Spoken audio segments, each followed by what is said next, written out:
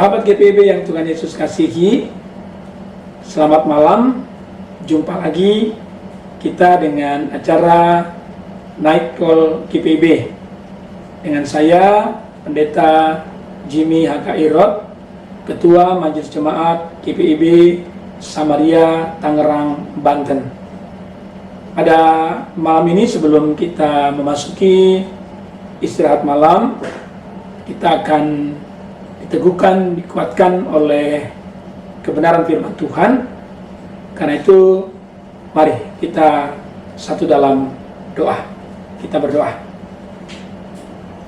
Kami bersyukur ya Tuhan, karena Engkau kembali memberikan kami waktu sebelum memasuki masa istirahat untuk menerima kebenaran firman-Mu yang menuntun kami memasuki hidup yang Tuhan anugerahkan di malam ini.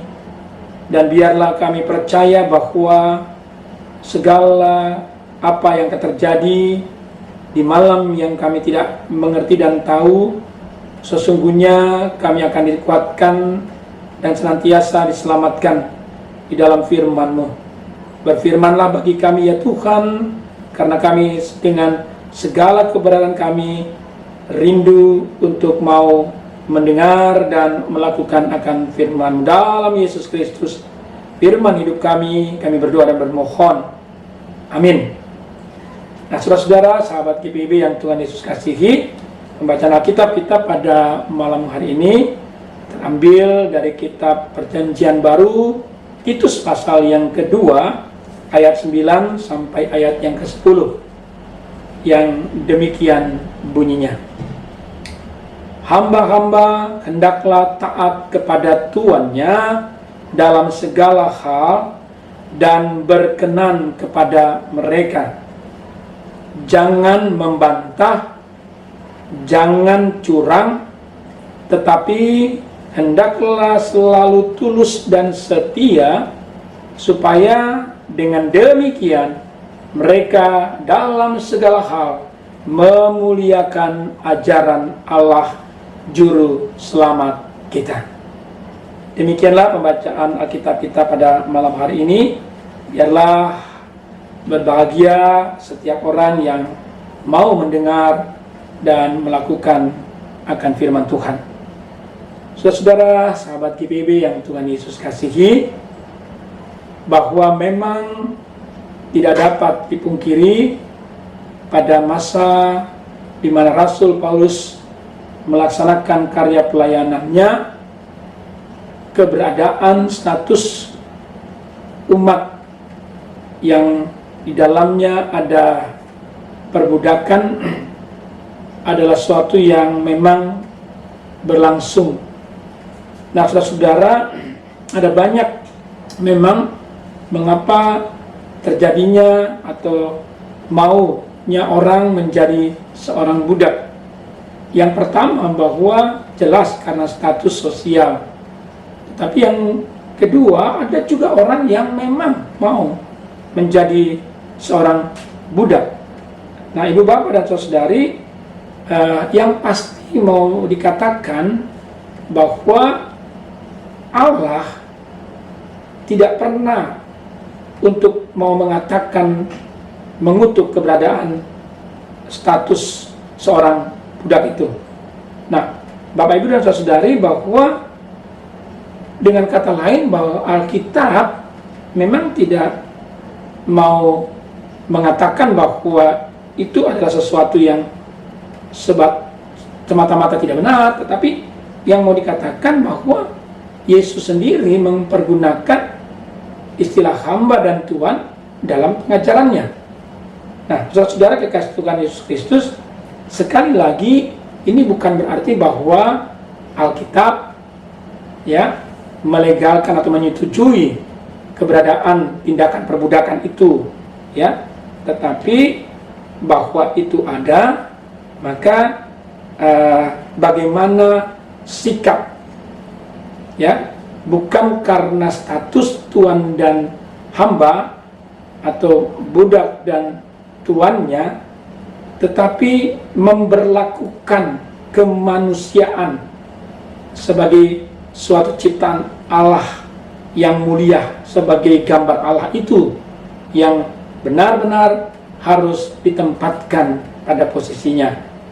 Nah, saudara-saudara, sahabat GPB yang Tuhan Yesus kasihi, dalam bagian Alkitab kita pada malam hari ini, Rasul Paulus tidak hanya memperhatikan peraturan, ya, tapi dia mau meminta Titus mengajar untuk memperingatkan, ya, para tuan tentang kewajiban mereka dan juga bagaimana para budak atau hamba memiliki sikap yang benar. Nah, saudara-saudara kekasih Tuhan Yesus Kristus, jadi tidak boleh ada yang diistimewakan, ya, tetapi juga bahwa setiap orang harus mendapatkan, ya, posisinya atau keberadaannya. Nah, saudara-saudara kekasih Tuhan Yesus Kristus, oleh karena itu sekalipun, ya, banyak orang memandang hina, memandang rendah harkat dan martabat seorang budak, ya, tapi Rasul Paulus, ya, mau supaya mereka tidak tenggelam pada penilaian-penilaian yang negatif seperti itu. Nah, Rasul Paulus menekankan bahwa para hamba, ya, dalam hal ini budak, ya, sesungguhnya mendapatkan tempat dalam perhatian Allah, ya. Dan hal itu berarti bahwa mereka mau diajar begini, status boleh dalam keadaan sebagai budak, tapi mereka harus tetap memiliki nilai sebagai hamba Allah, sebagai orang yang betul-betul memiliki Tuhan, bukan hanya Tuhan dalam hidup mereka. Jadi ini yang harus mereka pahami betul dan mereka harus yakini betul. Nah, karena itu ada beberapa nasihat secara etis yang harus dilakukan oleh seorang hamba atau dalam hal ini budak. Ya, yang pertama, taat. Ya, firman ini mengatakan taat dalam diri seorang hamba, ya, yang beriman kepada Yesus Kristus. Paulus memandang perlu sikap ketaatan, ya, dalam arti bahwa sebagaimana kita taat kepada Tuhan yang memberikan hidup bagi kita, yang memberikan status kepada kita sebagai seorang dalam tanda petik hamba atau budak itu, ya, tetapi juga harus betul-betul mau melakukan ketaatan itu dalam pekerjaan yang dilaksanakan, yang dijalaninya. Jadi artinya Bapak Ibu dan saudari kekasih Tuhan Yesus Kristus, bahwa keberadaan seorang budak itu adalah bukan semata-mata keberadaan yang rendah, tapi ada satu tanggung jawab yang harus dikerjakan, dibuat dalam ketaatannya.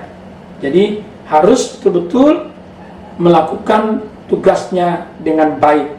Nah, ini bukan dalam kaitan bahwa seorang budak itu atau seorang hamba itu mau cari muka atau mau cari untung dengan mungkin juga menyalahkan rekan sesama budak atau sesama hamba. Bukan begitu, tapi benar-benar melakukan tugas itu, ya, dengan penuh pengabdian yang sungguh. Jadi ini memang menjadi sesuatu yang merupakan kehendak Tuhan juga, ya, supaya benar-benar memberi arti dari suatu kehidupan yang Tuhan hadirkan. Nah, Bapak Ibu dan saudari, Rasul Paulus juga mau memperhatikan bahwa status sebagai hamba memang tunduk dalam tanda petik, ya, kepada manusia dalam ini tuannya, ya. Tetapi ini tidak memberi peluang untuk memberangus juga atau memperbudak juga kemerdekaannya. Tidak, dia bebas. Kemerdekaan sebagai orang percaya itu benar-benar mendapatkan tempat dalam kehidupannya, dan ini menjadi sesuatu yang benar kita lakukan. Contohnya kalau kita aplikasikan yang kita sekarang ini, Bapak Ibu, bahwa kita diajar ketika kita menjadi karyawan, ketika kita mengabdi dalam pekerjaan kita, di mana ada atasan kita, ada pimpinan kita, ada tuan kita, ya, haruskah kita kemudian menempatkan diri dalam merasa rendah atau merasa hina? Tidak, tetapi itu bagaimana kita mengatur diri dalam tanggung jawab dengan mengikuti tatanan yang ada, ketentuan yang berlaku di tempat di mana kita boleh bekerja, di mana kita boleh bertanggung jawab. Jadi tidak ada sesuatu yang salah. Kalaupun mungkin kita harus mungkin ada masa rasanya kok kita saja yang kerja keras, kita saja yang hanya melakukan yang banyak tugas, kita iri, kita menjadi tidak enak dengan orang lain yang begitu santai. Yang Tuhan mau ajaran hari ini adalah taat aja dalam segala tanggung jawabmu, ya. Tidak harus memberikan penilaian atau memberikan sesuatu yang tidak benar dalam kehidupan kita, sehingga ya Tuhan benar-benar memperhatikan akan keberadaan kita. Nah, jadi saudara-saudara, itu taat, ya, artinya setia melakukan tugas-tugas kita, ya, sekalipun mungkin ada banyak hal kita mengalami mungkin sikap pimpinan yang tidak baik, atau mungkin ada teman yang tidak suka, tapi kita harus tetap melakukan apa yang baik dan benar dalam tanggung jawab kita. Nah, saudara-saudara, selanjutnya yang menarik di sini adalah Rasul Paulus memberikan sesuatu yang benar-benar mengarahkan supaya para hamba atau budak itu tidak membantah, tidak melawan. Nah, saudara-saudara, ini memang menjadi sesuatu yang penting, karena kadang-kadang kan ketika kita diperhadapkan dengan suatu tugas yang mungkin kita rasa kita tidak suka atau kita tidak senang, atau ada mungkin hal-hal yang seringkali mau mengatakan bahwa kita dikerjai dan sebagainya, di sini Paulus mau mengingatkan status hamba, status sebagai budak, status sebagai karyawan kita, sebagai bawahan. Yang penting adalah bagaimana kita jangan membantah. Kalau memang status pekerjaan kita, ya kita melakukannya dengan baik, ya. Karena kan kerja itu adalah juga ibadah, abodah. Sikap kita dalam melakukan tanggung jawab itu benar, asalkan dan benar, sesuatu yang baik, ya. Nah, kemudian Paulus juga mau menekankan tentang jangan curang. Nah, ini dia Bapak Ibu, ya. Seringkali kita dalam bekerja kan memang ada suatu persaingan, ada suatu hal di mana kita mau mendapatkan lebih dan sebagainya. Itu wajar. Tetapi persoalannya, apakah kita jujur, tidak curang? Ada banyak kali istilah yang digunakan, kita mungkin bisa mencuri waktu atau mencuri hal-hal yang seharusnya bukan bagian kita. Di sini memang seorang budak harus menghormati harta milik tuannya, ya. Benar-benar ini menarik, Pak. Kalau kita lihat contohnya kondisi pembantu sekarang, menarik, ya. Ya, rumah besar, tapi yang merasakan dan memiliki, seakan-akan dalam tanda memiliki, ya pembantunya, karena yang tahu segala keberadaan di dalam rumah itu ya pembantunya. Tidak pernah mungkin tuannya akan memegang kulkasnya atau mungkin kompor dan sebagainya. Nah, ini kan menarik, tetapi diajarkan untuk benar-benar jujur, ya. Jujur dalam arti jangan curang, ya. Di sini sikap ini adalah sikap seorang hamba Tuhan, doulos, atau dalam penyanyi lama dikenal dengan ebed, ya. Ini menjadi suatu gambaran bahwa kita hidup dengan tanggung jawab yang Tuhan beri.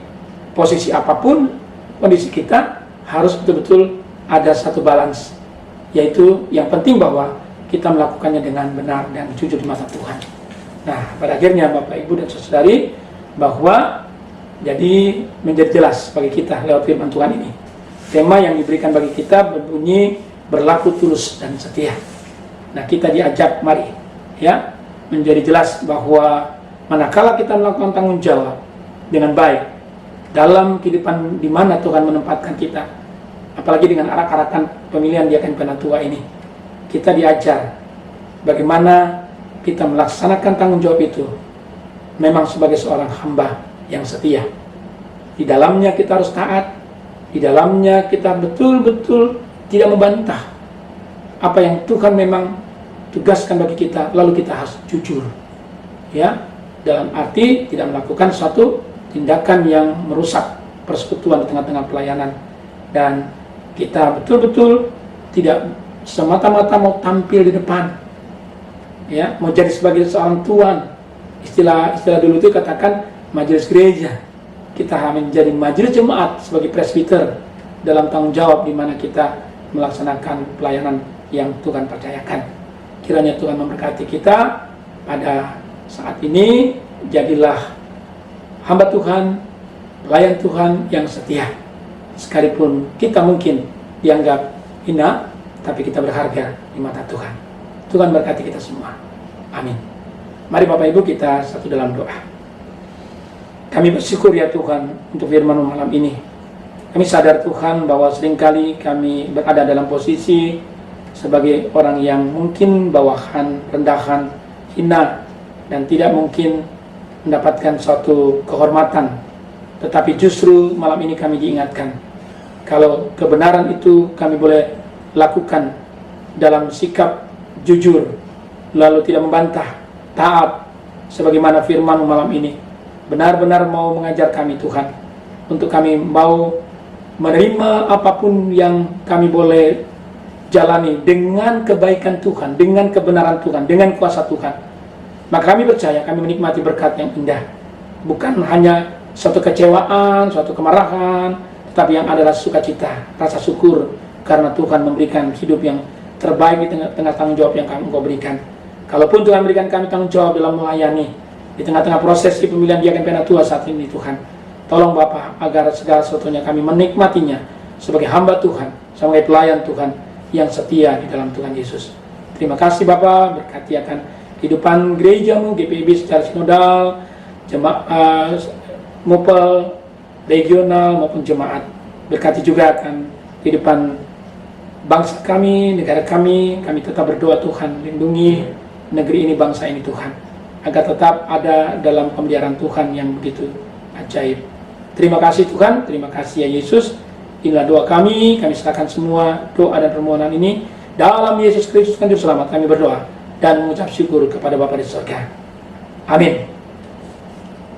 Selamat malam Bapak Ibu dan Saudari. Masukilah malam ini dalam damai sejahtera Tuhan.